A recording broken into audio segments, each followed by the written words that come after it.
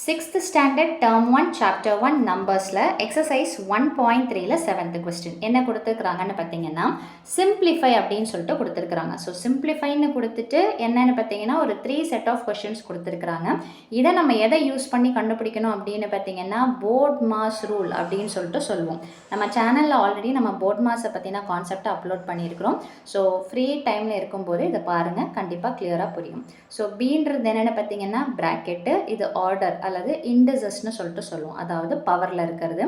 Division, multiplication, addition, subtraction. Tamil medium பார்த்தீங்கன்னா ஒரு set of கொஷின்ஸை கொடுத்துட்டு இதை சுருக்கணும்னு சொல்கிறாங்க. இதுக்கு நம்ம போர்ட் மாஸ் ரூலை தான் பயன்படுத்தணும்.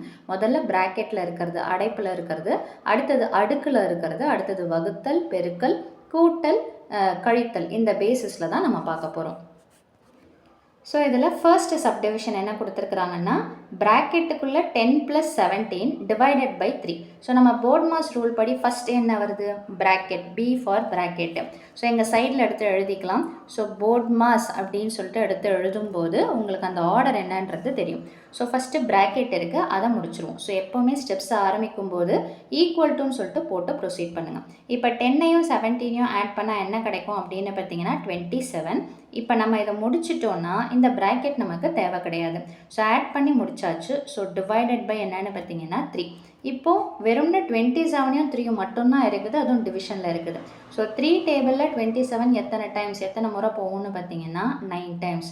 So 3 9s are 27. அதை தான் நம்ம இங்கே போட்டிருக்கிறோம். ஸோ இந்த ஃபர்ஸ்ட் சப்டிவிஷனுடைய ஆன்சர் என்னென்னு பார்த்தீங்கன்னா 9. செகண்ட் சப்டிவிஷன் பார்த்தீங்கன்னா பெருசாக கொடுத்துருக்குறாங்க. இங்கே ஒரு ப்ராக்கெட் இருக்குது, இங்கே ஒரு ப்ராக்கெட் இருக்குது, அதுக்கப்புறமா ஒரு ப்ராக்கெட் இருக்குது. ஸோ நம்ம போர்ட் மாஸ் ரூல் எடுத்து எழுதிடுவோமா? So BODMAS. ஸோ அப்படி பார்த்தோன்னா ஃபஸ்ட்டு ப்ராக்கெட், இங்கே ஏற்கனவே ஒரு பெரிய ப்ராக்கெட்டு, அதுக்குள்ளே ஒரு ப்ராக்கெட்டு, அதுக்குள்ளே ஒரு ப்ராக்கெட். அப்போ எந்த ப்ராக்கெட் நம்ம ஃபஸ்ட்டு முடிக்கணும்னு பார்த்தீங்கன்னா குட்டியாக இருக்குது பார்த்தீங்களா, உள்ளுக்குள்ளே இருக்கக்கூடிய ப்ராக்கெட்டை தான் ஃபஸ்ட்டு சால்வ் பண்ணணும். ஸோ அப்போ அது வரைக்கும் நீங்கள் என்ன பண்ணணுன்னா இந்த நம்பர்ஸ் எல்லாம் எழுதிக்கிட்டே வரணும். தட் இஸ் 12 மைனஸ் ப்ராக்கெட்டில் 3 மைனஸ் இந்த பெரிய ப்ராக்கெட் ஓப்பன் பண்ணுங்கள் 6 மைனஸ் இதோட நிறுத்திக்கங்க. இப்போ இந்த சின்ன ப்ராக்கெட் நம்ம சால்வ் பண்ண போகிறோன்றதுனால இந்த ப்ராக்கெட்டை நம்ம ரிமூவ் பண்ணிடலாம். ஸோ 5ல் 1 போச்சுன்னா என்னென்னு பார்த்தீங்கன்னா 4. அப்போது இந்த ப்ராக்கெட்டையும் இந்த ப்ராக்கெட்டையும் ரிமூவ் பண்ணிங்கன்னா இந்த கேர்லி பிரேசஸ்னு சொல்லுவோம். அதாவது இந்த மாதிரி போட்டால் இதுக்கு பேர் கேர்லி பிரேசஸ், இந்த மாதிரி போட்டால் அதுக்கு பேர் என்னென்னு பார்த்தீங்கன்னா ஸ்கொயர் ப்ராக்கெட். ஸோ ஒரு ப்ராக்கெட் போயிடுச்சுங்களா? அடுத்தது பாருங்கள், இங்கே ஒரு பெரிய ப்ராக்கெட் இருக்குது, அதுக்கு உள்ளே ஒரு ப்ராக்கெட் இருக்குது. அப்போ நம்ம எதுக்கு இம்பார்ட்டன்ஸ் கொடுக்கணும்? உள்ளே இருக்கக்கூடிய ப்ராக்கெட்டுக்கு இம்பார்ட்டன்ஸ் கொடுக்கணும். ஸோ அப்போ மீதி இருக்கிறதா அப்படியே போட்டுட்டு வாங்க. ஸோ 12 மைனஸ் இந்த ப்ராக்கெட் ஓப்பன் 3 மைனஸ் இப்போ இதை சால்வ் பண்ண போகிறோன்றதுனால இந்த ப்ராக்கெட்டை போடணுன்ற அவசியம் கிடையாது. ஸோ 6ல் 4 போச்சுன்னா என்ன வரும்னு பார்த்தீங்கன்னா 2. இந்த ப்ராக்கெட் தேவை கிடையாது, இந்த ப்ராக்கெட்டை மட்டும் போட்டுக்கோங்க. ஸோ நெக்ஸ்ட் ஸ்டெப்பு 12 அப்படியே வச்சுக்கோங்க, மைனஸ் அப்படியே வச்சுக்கோங்க. வெறும் ப்ராக்கெட்டை வச்சே நம்ம ப்ரொசீட் பண்ணுறோம் பாருங்கள். 3ல் 2 போச்சுன்னா 1. இந்த ப்ராக்கெட்டை நீங்கள் ரிமூவ் பண்ணிடலாம். இப்போ வெறும்னா என்ன மட்டும்தான் இருக்குது? 12 மைனஸ் 1 மட்டும்தான் இருக்குது. அப்போ 12ல் 1 போச்சுன்னா என்னென்னு பார்த்தீங்கன்னா 11. ஸோ வெறும்னா ப்ராக்கெட்டை மட்டுமே நம்ம சிம்பிளிஃபை பண்ணிட்டு வரும்போது நமக்கு தேவையான ஆன்சர் கிடச்சிருது. ஸோ அடுத்தது பாருங்கள், பெருசாக கொடுத்துருக்குறாங்க. ஸோ இதில் ஃபர்ஸ்ட் நம்ம கான்செப்டை படி என்னது? ப்ராக்கெட்டு.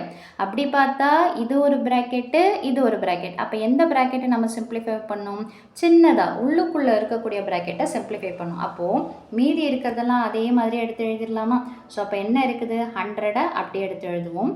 +8 எதுவுமே டிவைட் பண்ணாதீங்க. மிஸ் இது டிவிஷன் தனியாக தானே இருக்குது, அந்த மாதிரிலாம் எதுவும் பண்ணாதீங்க. ஸோ இப்போ நெக்ஸ்ட் என்னென்னு பார்த்தீங்கன்னா 3 × 2 என்ன வரும்னு பார்த்தீங்கன்னா 6. மீதி இருக்கிறது இப்போ இந்த ப்ராக்கெட் எடுத்துருங்க, -6 டிவைடட் பை 2 ரைட்டுங்களா?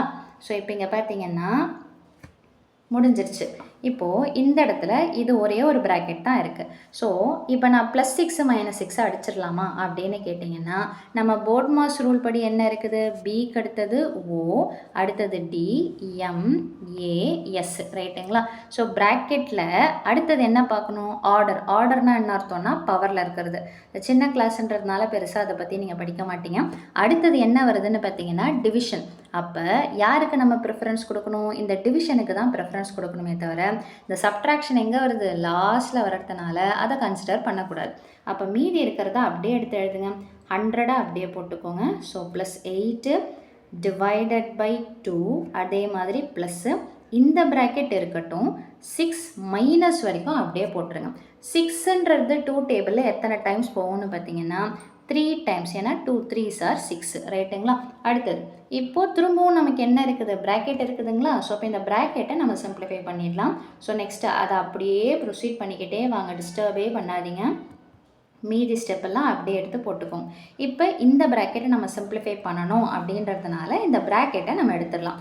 6 மைனஸ் 3, 6ல் 3 போச்சுன்னா என்ன வரும்னு பார்த்தீங்கன்னா 3.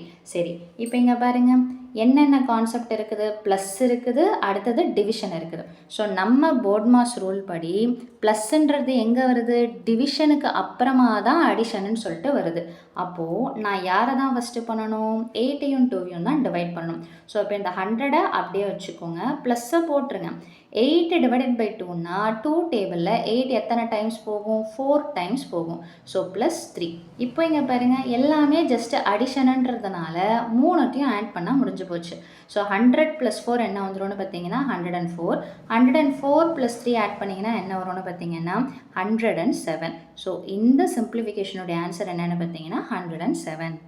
ஸோ அவ்வளோதான் இந்த சம்மோட சொல்யூஷன். மீண்டும் அடுத்த பதிவில் வேறொரு சம்மோடு சந்திக்கிறேன்.